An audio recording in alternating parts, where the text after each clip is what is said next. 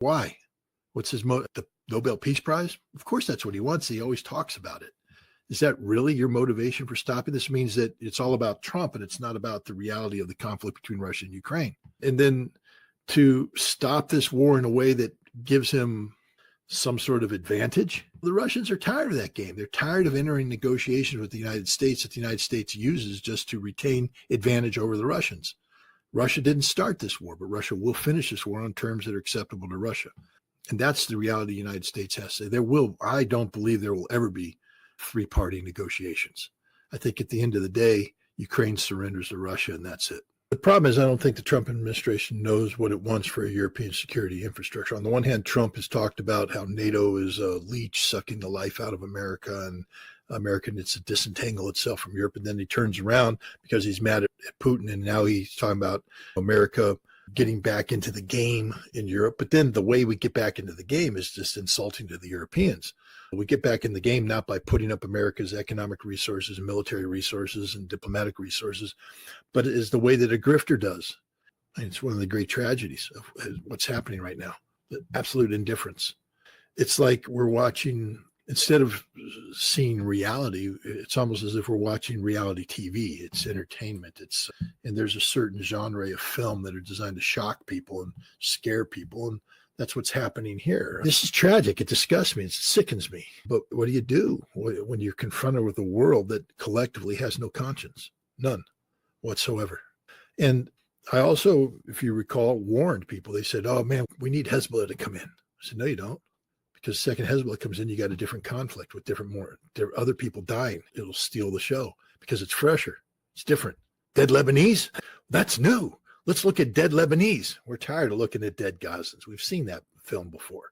And now we have Syria falling apart. They're shooting Druze. We got videos of Druze being gunned down as let's see that. That's really cool. That's interesting. We haven't seen that before because we're tired of seeing dead Lebanese and dead Gazans. This is the perversity of the human condition, where we have made death so normal, so utterly normal, that we forget how horrible it is. Hind Rajab should have brought tears to everybody's eyes, but there's a freaking 20 Hind Rajabs dying a day in Gaza right now. But at the end of the day, even when they execute one properly, as they did with the strategic bombers, it doesn't change anything. Actually, it made matters worse because now it caused the Russians to up the ante on their aerial pressure being placed on Zelensky. It's caused the Russians to maximize production output of their geranium drones and be prepared to launch up to 1,000 drones a day against Ukraine for a sustained period of time. That's what the trick play got you. Now, I'm not worried about the British. I don't think the Russians are worried about the British either. It doesn't mean you ignore them, but it's not game changer. What do the British have to offer besides trick plays? They brought Zelensky in, but Zelensky's run his course. They're trying to position Zelensky, but Zelensky has no domestic base. And at the end of the day, I understand Zelensky is a very corrupt individual. And if he tries to come back into Ukraine and take over, it's only because he wants to make money. And the other corrupt Ukrainians will tear him down. Zelensky won't survive a democratic process. He can't survive. And the Russians will never put up with a man who poses with Azov veterans while Stepan Bandera is in the background. He is literally the definition of a Nazi. And therefore, he will be denazified. China's already said that they won't yield, that they'll use whatever resources they have to strike back. Brazil has said, if you don't want to do business with us, then we won't do business with you. India is the weak link, but India has to be careful because they could find themselves on the losing side of a supply chain war with China. And that would crush the Indian economy. The United States isn't willing to step up right now and bail India out of any economic problems it gets into because it blindly follows American diktat. There's no guarantee that India will do this, but there's also no guarantee that Trump's going to do this. Lindsey Graham doesn't have any decision-making capabilities. He's one senator in a United States Senate that has already punted to this president. The only decision-making authority is with the president. It appears that the president is simply using Lindsey Graham's tariff threat as a political shield behind which to hide the fact that they have no real policy regarding Russia and to buy time for them to try and shape the battlefield, so to speak. I think they want Zelensky gone. They need him removed, and they want to replace him with somebody that might be able to make the concessions necessary to get the Russians to the negotiating table. Zelensky's afraid of this. Look at all of a sudden, Zelensky wants to talk to Russia now. That's the best the British have, trick play. That's it. They don't have fundamentals. I think they've taken a page out of Vladimir Putin's book, to be honest, where Putin will say, oh, we want to have negotiations. We want to have discussions. We'll sit down at the table, send a team right now to talk to you, but we're not going to change anything we're doing on the battlefield. That's just the reality of the way it is. And I think the Iranians right now are saying, we're willing to talk with the West, with the United States, but we don't trust your negotiations because you screwed us over. We got to figure that one out. Oh, we're willing to work with the I, just not grossly or the way it's currently configured. We got to work that one out too. I think that's what's happening here. What they're doing is they're making sure all doors are left open, not to provide any excuse for not having a diplomatic off-ramp. But it also appears that are very unified and solidified in their position on where Iran is and where Iran's going and what Iran will accept. A lot of the decision making now has been taken out of the hands of the foreign ministry, the presidency, and the atomic energy, and put into the Supreme National Security Council. Now, the president sits at the head of that. There's no doubt about that. These will be people that will be trying to prevent the French, the Germans, and the British dictating things. But then there's the Eastern Bloc nations, plus the two new nations, Finland and Sweden, which consider themselves to be frontline states, and they'll have their own position. And the West isn't willing to back up the East. They're not going to let the East dictate terms of coexistence, meaning the East says we have to be positioned to go to war against Russia. The West, I think, will say, no, we need to be positioned to defend ourselves, and we'll plan accordingly. So you'll have three different schools of thought in NATO splitting apart. Unless you have Daddy there, here's where Mark Rutte was correct. Daddy has to come in and bap, bap, bap, line up. This is what we're going to do. Without America, NATO just falls apart. And NATO can't afford it. They can't sustain it. There'll be no discipline. There'll be nothing. Just a bunch of bickering children. That's the future of NATO, which is why, as I said before, it's probably best just to get rid of NATO, kick the United States out of Europe, and deal with European security issues on their own. They need to have a European Union defense agreement. But the problem is the European Union itself is not viable. It's falling apart.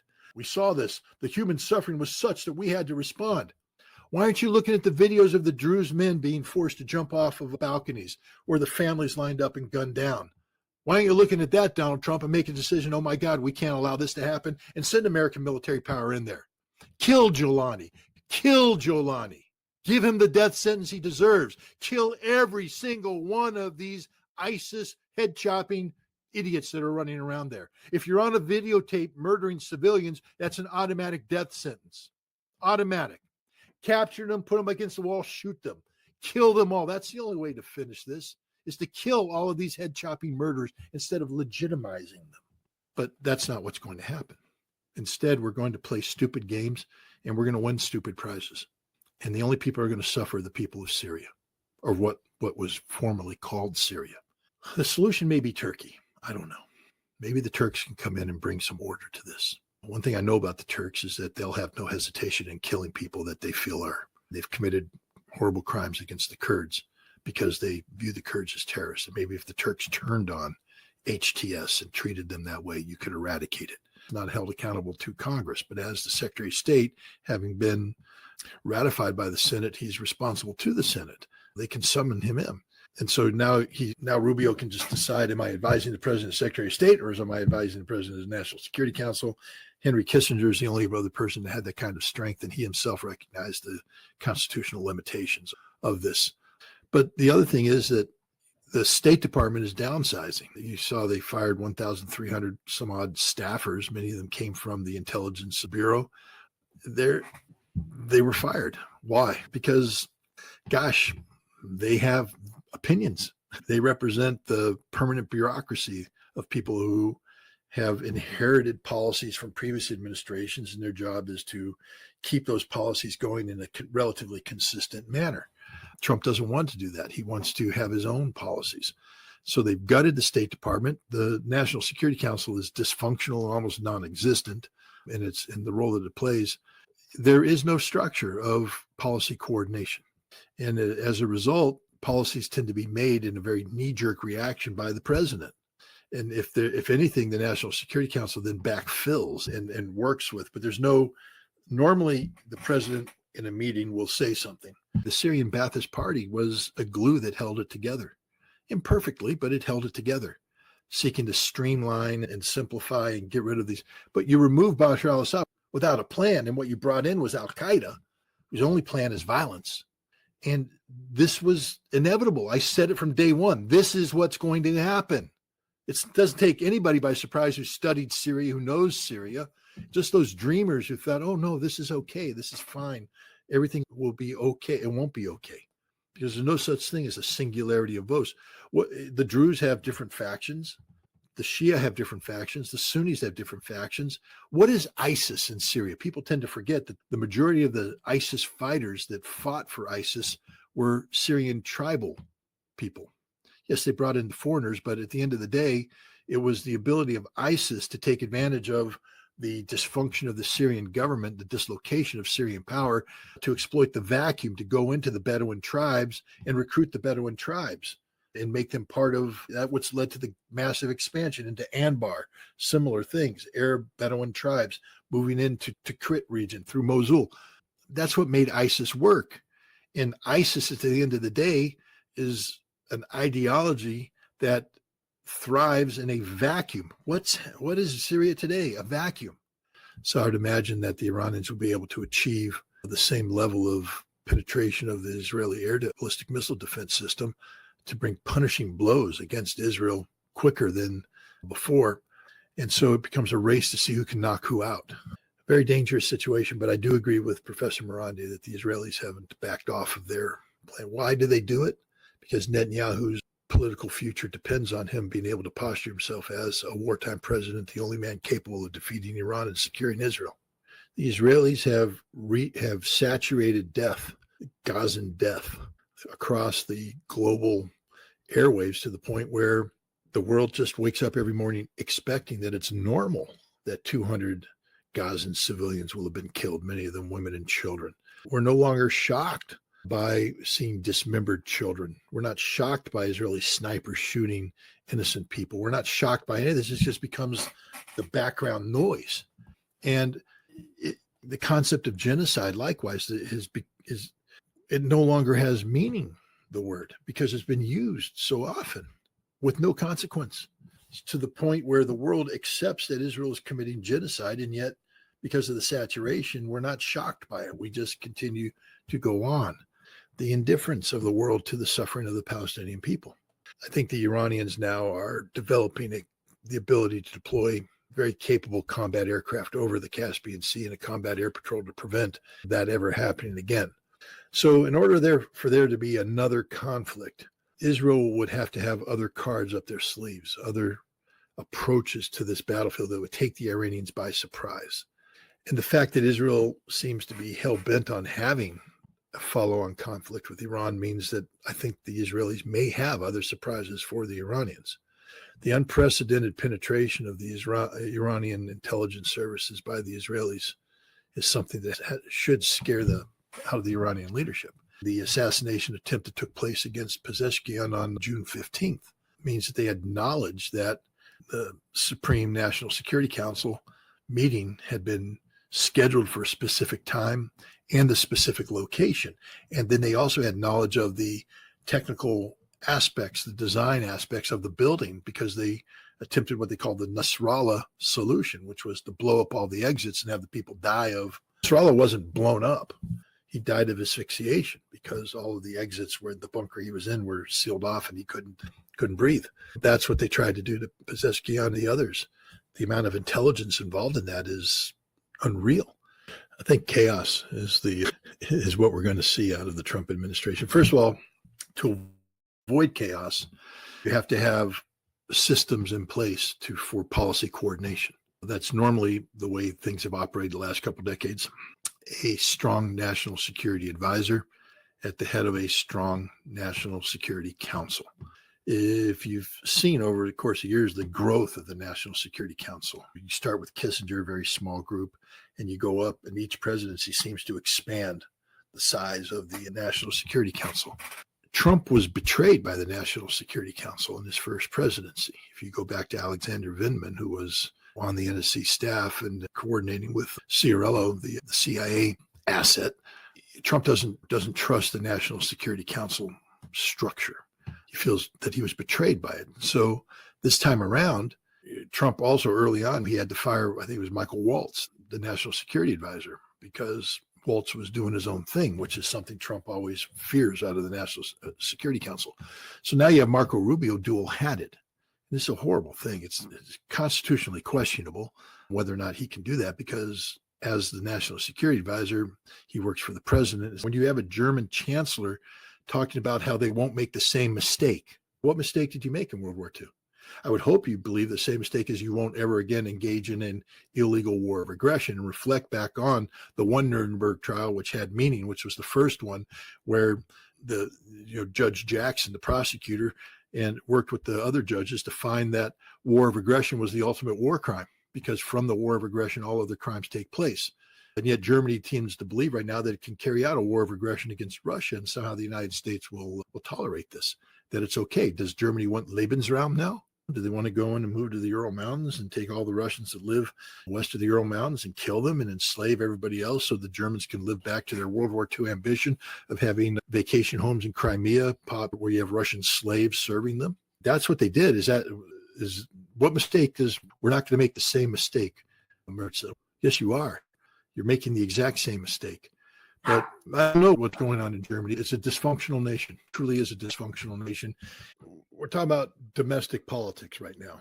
And there's a tremendous amount of anti-Russian sentiment in the United States. And it's politically easy to beat up on Vladimir Putin in Russia.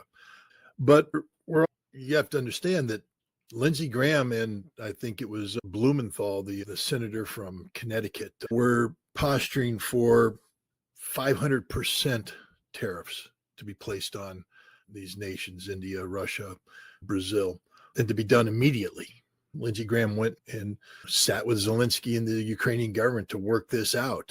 And yet what the president has done is said, pass your bill, but you have to give me complete control over this. I get to determine when, how much, and how to lift it. Congress has no say in this. So all Lindsey Graham did is create a talking point. There's no real policy here. None that obligates the president to do anything. The president has said he's going to wait 50 days and give Russia the time to reconsider its actions. But at the same time, we have Seymour Hersh writing in his Substack that the Trump administration is seeking to remove Zelensky from power. Zelensky, the man who met with Senator Graham to come up with this grand sanctioning idea. The moment that this was announced, the sanctions and the European sanctions were announced, the Russian stock market went up 2.7%. Russians aren't worried about this. They're not afraid of this. And so this becomes an existential struggle, something that Netanyahu has been trying to get a long time. He's finally been able to get the United States to bomb Iran. That's something he wanted a long time ago. It may not have been exactly what he wanted, but I think that Professor Morandi is 100% correct. I think there will be a continuation of this conflict. What Israel gave up a couple very valuable resources to strike Iran this time in an effort to achieve regime change. I understand that's what they were trying to do, and they failed. They gave up a program that was at least 10 years old of deploying these drone factories into Iran. We don't know the extent to which these drones have been cleaned up by the Iranians. There was a story in the Iranian press. I don't know if it's just done for propaganda purposes of the thief that broke into a home and found a drone factory and called in the cops and said, "I'm a thief. I broke in, but I have to report what I've seen." That could just be a story, but the point is, if it's true, that means there's still capability resident inside Iran to carry out the kind of drone attacks that frustrated the Iranians in the last conflict. The other thing that the Israelis gave up was the ability to fly out to the Caspian Sea and hit Tehran coming out of the Caspian Sea.